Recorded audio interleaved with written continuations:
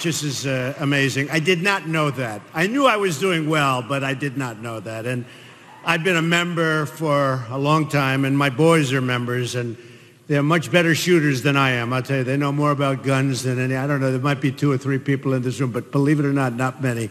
So to get the endorsement, believe me, is a fantastic honor. And I just said to Wayne and I just said to Chris, I will not let you down. Remember that. I will not let you down. And, you know, I wrote a few remarks and I'm going to actually read them because we go into a little detail, but I will tell you that Hillary Clinton, and you know I call her Crooked Hillary because all you have to do is read any newspaper you want. But Hillary Clinton wants to abolish the Second Amendment. Just remember that. We're not talking about change it. She wants to abolish the Second Amendment. So we're not going to let that happen. I can tell you that right now. We're going to preserve it. We're going to cherish it. We're going to take care of it. Okay? You know, they keep chipping away. They talk about the magazines. They talk about the bullets. We're going to take care of it. You know, a couple of things before I give you some more detailed remarks. I feel really happy with what's going on. You know, the Fox poll came out 3 days ago, and in the Fox poll, I'm leading Hillary 41-44. 44. And last night, Rasmussen, which is a highly respected poll, came out. Trump 42, Crooked Hillary Clinton 37. So we're doing well. Now, with all that, we have a long way to go. But if you get every one of your friends to go vote, because there's a big difference. You know, on a lot of the things there's a difference, and some are subtle, some are big. And by the way, we're in Kentucky. We're going to put the miners back to work before I forget about that. We're going to put the miners.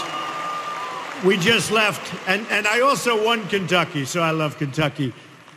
I used to work in Cincinnati. For 2 summers, I worked in Cincinnati doing a job with my father, and I loved Cincinnati, and I'd come over the line and I'd be in Kentucky. You'd be surprised how much I know about Kentucky.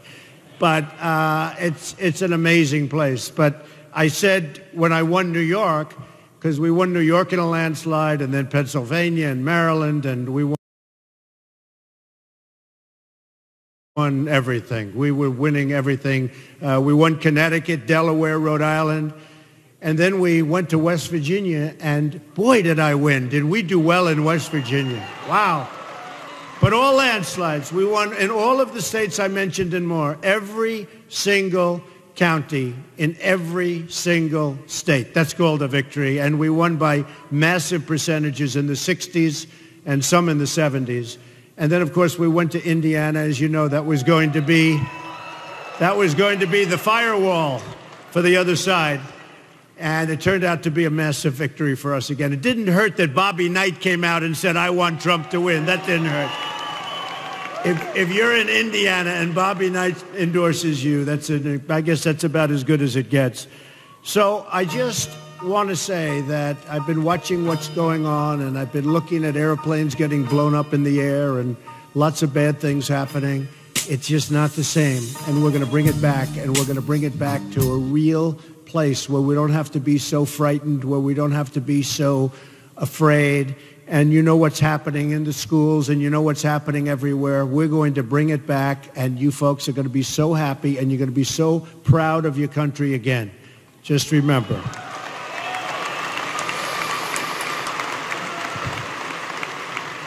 Bernie Sanders, who I'm sure you all love, he did say one thing that was very interesting. He said that Hillary Clinton is unqualified to be the president of the United States. And he said that, and it's just, you know, one of those things. He said she suffers from bad judgment, and she does. You look at so many of her decisions have been bad. So I think we're going to do really, really well, and I look forward to it. I actually look very forward to the debates. I've loved the debates. I don't know. I never debated before, and all of a sudden I have all these debates. And that was a big question mark in my mind. I mean, how will I do in debates? I'm debating people that were on their national debating teams and all of these top debaters, but they never had people interrupting them every other word they'd say. You're a liar, and they're trying to speak and they can't speak. You would have done the same. I know a lot of the audience. You would have done the same. So I just want to give this, and I want to really, it's so important to me. I wrote it down. And again, my sons have been members of the NRA for many, many years, and they're incredible. They have so many rifles and so many guns. Sometimes even I get a little bit concerned. I said, that's a lot. Okay, but I will tell you, they know so much about it, and really they're surrogates. They go around and speak, and every time they speak to a gun organization or a club, or people call me and they say, your boys are great boys, and boy, do they know their business. So it's one of those things, and that's the way we want it. And, you know, I mention so often we talk about Paris or we talk about San Bernardino, and nobody had guns. You know, Paris is probably in the world the toughest place to have a gun, the toughest. France generally, but Paris in particular. And when these thugs walked in, thugs, you know, the press used to call them masterminds, right? The mastermind. We're looking, I said, that's why people are joining. That's why they're coming in, because they're using the word mastermind. Not mastermind, thugs. In fact, I call him the guy with the dirty cap. Remember the white cap? And it was filthy dirty. This was the mastermind. And actually, the press has stopped using the term. They're very dishonest people, among the most dishonest I've ever met, but they actually stopped using the term mastermind, because they use that term and then they wonder why our youth is going and fighting for ISIS. They don't even know what they're fighting for. But I think it's gotten a lot better from that standpoint. But if you look at Paris, 130 people killed, hundreds of people still in the hospital, just horribly wounded, can never be the same, horribly wounded. And these guys came in, boom, boom, you over here, boom, and they just stood there and just shot everybody. No guns on the other side, folks. If you would have had guns on the other side, if I took a couple of these folks in here, some especially wearing the red caps, Make America Great Again, I promise there wouldn't have been 130 people killed and hundreds of people lying in the hospital to this day. It might not have happened, because if they knew there were guns in the room, it might not have happened. But if it did, you would have had bullets going in the opposite direction, and believe me, the carnage would not have been the same by any stretch of the imagination.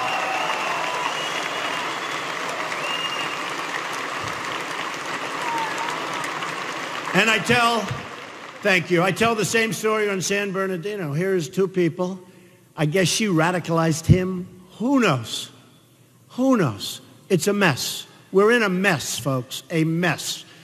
Radical Islamic terrorism. We have a president, doesn't mention the words, doesn't want to talk about it. And if you don't want to talk about it, you're never going to solve a very big problem. And we're talking a worldwide problem. We're not talking here. We're not talking Kentucky. We're talking all over the world. This is a problem. And we have a president doesn't want to mention the name. You have San Bernardino, 14 people.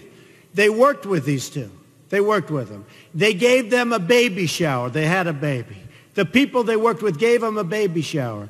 They walked in, no guns on the other side. They had the guns, and they killed 14 people, many wounded, many in the hospital to this day, but they wounded many. But they killed 14 of their coworkers, and the coworkers thought they were friends. So there's something going on. Now, I tell you again, same story. If we had guns on the other side, it wouldn't have been that way. I would have, boom. If we had guns on the other side, it wouldn't have been that way. And then you have the gun-free zones. The gun-free zones, that's real. We had a case, you know, about a year and a half ago was the first I really heard of this, and where you had the 5 military people, great people. One was a master marksman, a master with anything he touched having to do with guns, weapons, anything he touched. And they were told, this is on a military base, folks, on a military base. They were told, put your guns away, got to put your guns. These are, you know, soldiers. These are people that are representing us. These are the top of the line. These were 5 great, brave, incredible soldiers. Put your guns away. So their guns are locked up, put in a different area of the place. And this whack job walks in and starts shooting them, killed all 5 of them. Gun-free zones. We're getting rid of gun-free zones, okay? I can tell you. We're getting rid of that.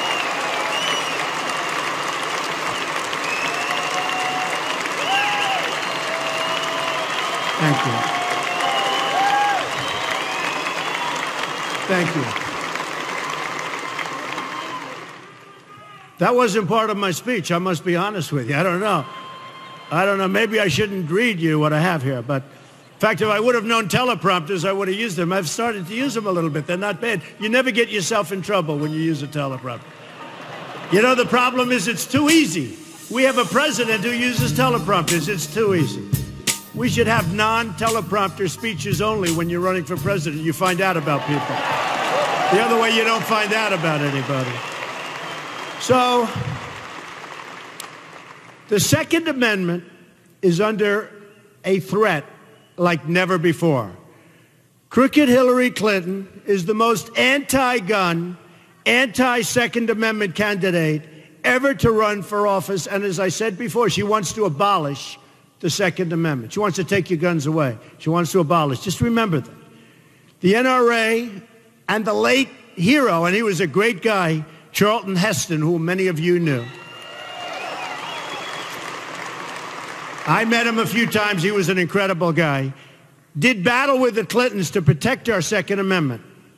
The NRA has led the fight time and time again to protect our fundamental freedoms. This is an amazing group. I'll tell you, Chris and Wayne and all of the people, and I've gotten to know a lot of these are incredible people, and they really believe. This isn't like a job. They really, really believe. And we're all lucky to have people like that, I will tell you. Really lucky.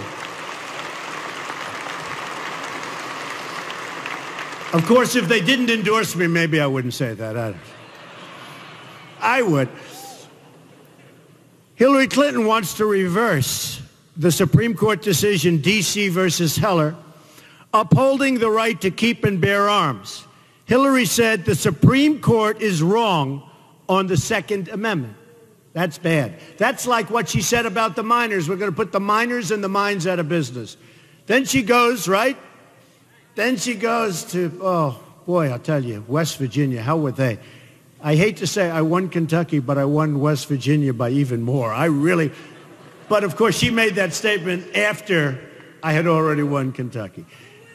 We're going to win them all. We're going to win them all. We're going to win them all. If Hillary gets to appoint her judges, and this is really important. Look, defense is number one. We have to protect our country. Defense, economy is important. Everything's important. But without defense, we don't have a country. And our military, as you know, it's being decapitated. What they're doing to our military is incredible. I saw over the weekend a documentary on our great airmen. And these are people that are flying our jets, and they're running out of parts for our fighter jets. And these are fighter pilots. These are incredible men. And they're going to junkyards, plane graveyards, they call them, where the planes are. They're graveyards where the old planes, and they're taking parts off. They're cannibalizing the planes. They're taking parts off the planes, and they're putting them onto the jets. And I'm saying, is this the United States? Why don't we have new equipment? And a man got up, great guy, looked as good or better than Tom Cruise. And you know what I'm talking about, because that was a great movie. And he said, you know what? I've been in this for 20 years, and it used to be so incredible. And now it's like a different world. The equipment, the way it's maintained, everything. It's like a different world. And I just have to say, just to interrupt what I'm going to be talking about, I have to say, we're going to make our military bigger and better and stronger than ever before, and nobody is going to push us around. Nobody. Nobody.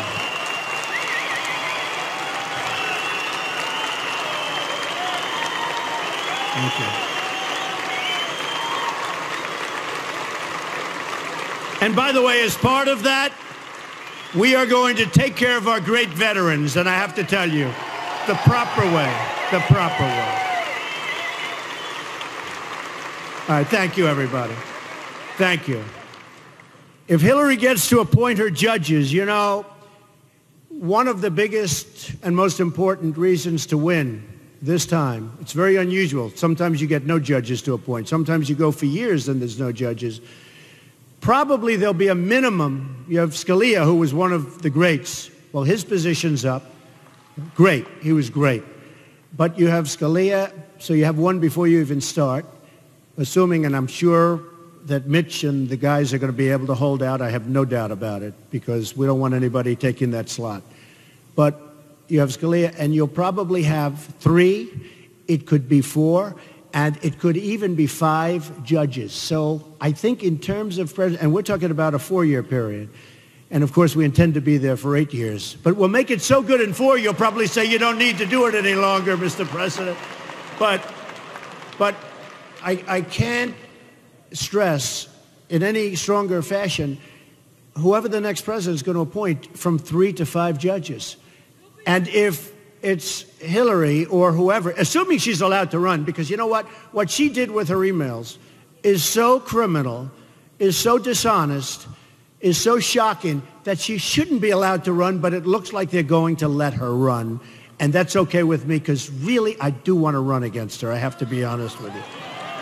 So if she gets to appoint her judges, she will, as part of it, abolish the Second Amendment. And I have to say, that would be, in my opinion, that's what she's going to go for. And it's a little like she did with the coal miners. She said about, you know, she's going to put the coal miners, she's going to put the mines out of business. Then she went to West Virginia and she said, oh, well, I tried to retract. You know, she tried to retract. It didn't work out too well for her. She got really beaten badly. Hillary wants to disarm vulnerable Americans in high crime neighborhoods. Whether it's a young single mom in Florida or a grandmother in Ohio, Hillary wants them to be defenseless, wants to take away any chance they have of survival. And by the way, you have men and you have women sitting in an apartment, and outside is tremendous crime of all kinds, and they need to be protected. And you know the only way they're going to be able to protect themselves. And if you take that gun away from them, it's going to be a very unfair situation. And that's why we're going to call her Heartless Hillary. We can do without that. Somehow I like crooked Hillary better.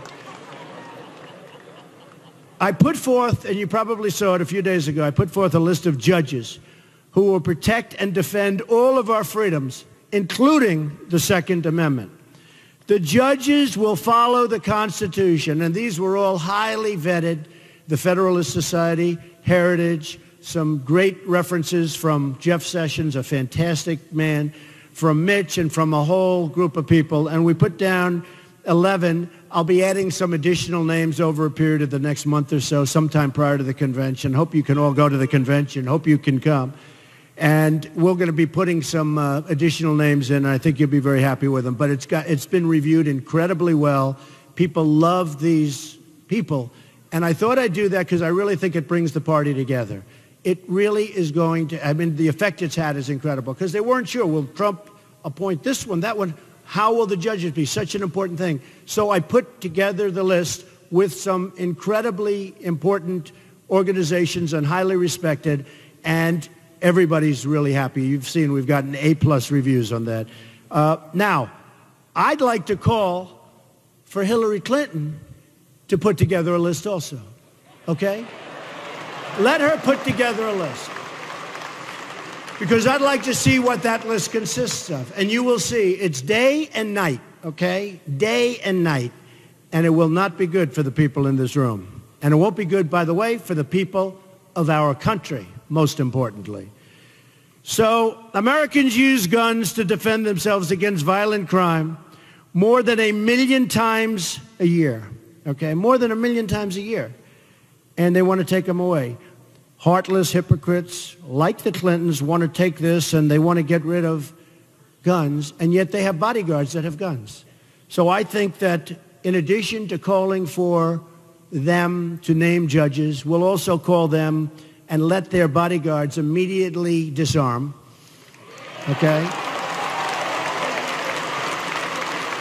No, they should immediately disarm. And let's see how good they do. Let's see how they feel walking around without their guns on their bodyguards. In the meantime, nobody else can have the guns, right? President Obama tried to take the guns from law-abiding Americans, but has reduced prosecutions of violent criminals who use guns. President Obama is even releasing violent criminals from the jails, including drug dealers and those with gun crimes. And they're being let go by the thousands,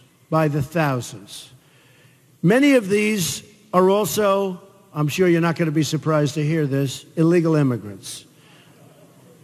President Obama pushed for changes to sentencing laws that release thousands of dangerous drug trafficking felons and gang members who prey on civilians. And I want to tell you, I've really learned a lot about the border. In fact, 2 weeks ago, you probably saw 16,500 Border Patrol agents endorse Donald Trump. And we've gotten great endorsements. To have the endorsement from NRA today and to have the endorsement from the Border Patrol agents. And I was talking to them. These are incredible people that want to do their job. That's why they're endorsing me. They could just sort of, you know, they're told to stand back. Don't do it. They want to do their job. These are incredible people. It's the first time they've ever endorsed a presidential candidate, and 16,500. So I'm really honored by that. This is Hillary Clinton's agenda to release the violent criminals from jail. She wants them all released. She wants people released that you wouldn't want to walk on the street with, you wouldn't want to look at. And, you know, whether it's Kate in San Francisco, you see what happened there, or Jamil. I've become great friends with his father. Jamil was shot in the face 3 times by somebody that wasn't supposed to be here. Or, and I always say this because this was tragic, a 65-year-old veteran, a woman who was a great woman, raped, sodomized, and killed by an illegal immigrant, wasn't supposed to be here. We're going to straighten it out. And by the way, this doesn't have to do with guns per se, but maybe it has to do with a lot of other things. We're going to build the wall. It's going to be a great wall. We're going to have borders again. People are going to come into the country, but they're coming into the country legally, folks. They're coming in legally. We're going to keep our borders open, and I'll tell you, but they're going to be open when people come in legally. Now, Hillary wants to just keep them open. Anybody can come across, and that's what's been happening. And the crime is violent and a lot. And lots of other things are happening with the drugs pouring across. So she's putting the most vulnerable Americans in jeopardy, and this is a risk that we can no longer afford. We've had enough. I think we've had enough. Wouldn't you say we've had, like... In trying to overturn the Second Amendment, Hillary Clinton is telling everyone, and every woman living in a dangerous community, that she doesn't have the right to defend herself. So you have a woman living in a community, a rough community, a bad community, sorry, you can't defend yourself. That is so unfair, and that is so egregious. And I'll tell you what, my poll numbers with women are starting to go up. I never thought of it. This should really lift them up, right? Starting to go up. I will say, my poll numbers with men are through the roof. But I like women more than men. Come on, women, let's go. Come on. And most people know that about me. Most people know that. This is the most basic human right of all. But Hillary wants to strip it away and strip it away from women and all others. Hillary Clinton will release violent criminals from jail, more so than even Obama. She has a more open policy than Obama, if that's possible, and put innocent Americans at risk. I'm going to put criminals behind bars and guarantee that law-abiding Americans have the right to self-defense, 100%.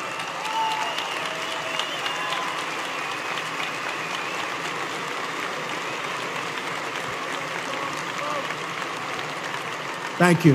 Thank you. There are 13 million right-to-carry permit holders in the United States. I happen to be one of them. In the past, nobody knows that. Boy, would I surprise somebody if they hit Trump.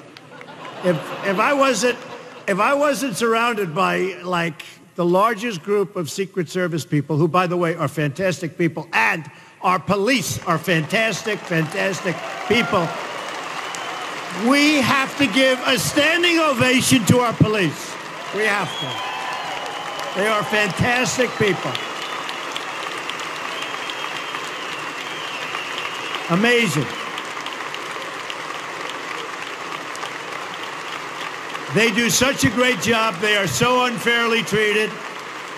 But they know, and they know how the people feel about them. Thank you. That's great. In the past 30 years, the number of right-to-carry states has gone up 7-fold.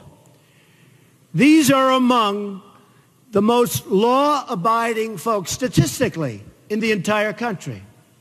So they have the right to carry. They're among the most, you know, they do statistics on everything, right? Everything.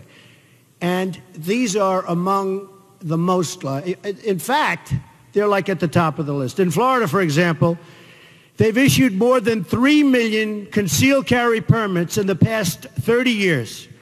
Only 168 have been revoked. That's 0.006%. So very, very few and just no difficulty.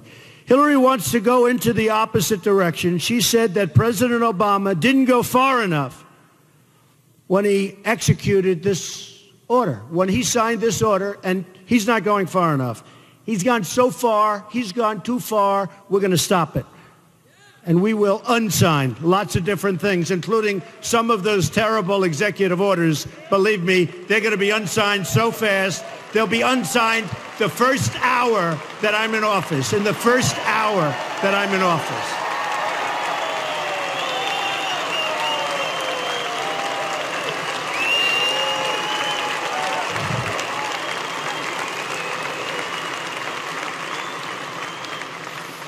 Hillary's pledged to issue new anti-gun executive orders. You know that.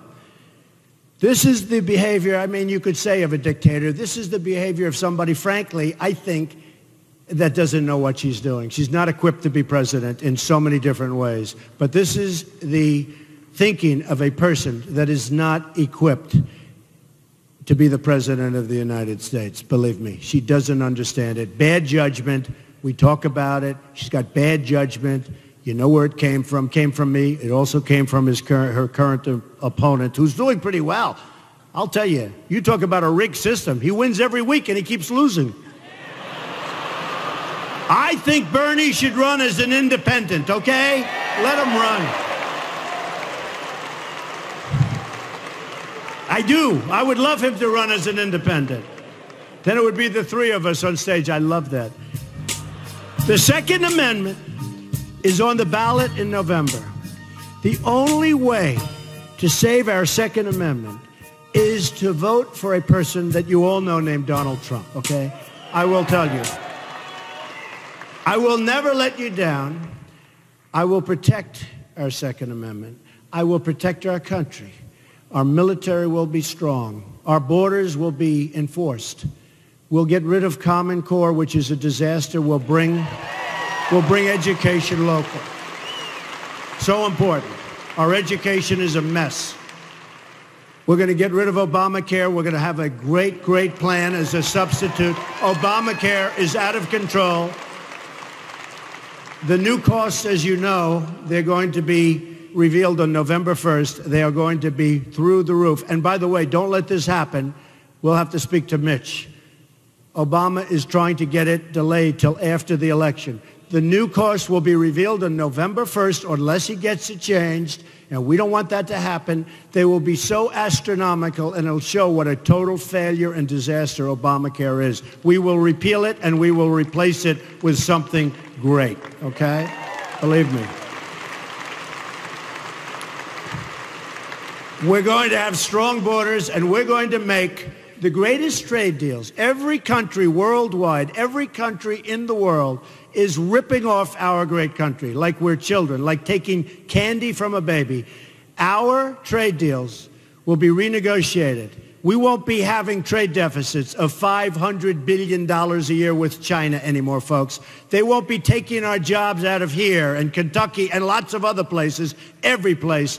They won't be taking our jobs and bringing them into Mexico, like with Nabisco, where they leave Chicago, moving to Mexico, and so many other countries, companies. Carrier. You take a look at Carrier Air Conditioner. Just left Indiana. They're leaving Indiana. They're moving to Mexico. That's not happening with me, because when they make their air conditioners and they sell them across our now very strong border, believe me, they're going to pay a tax, and they're going to say, we're not moving to Mexico anymore. It's so simple. It's so simple. So we're going to have We're going to have great trade agreements. We're going to become a strong nation again. We're going to save our Social Security. We're going to save our Medicare. We're going to be so proud of this country. You're going to be proud of your president, but I don't care about that. You're going to be proud of your country again. And we're going to start winning again, because we don't win anymore. We never win. We don't win on trade. We don't win with the military. We can't beat ISIS. Believe me, we're going to knock the hell out of ISIS. We have no choice. We're going to knock the hell out of ISIS.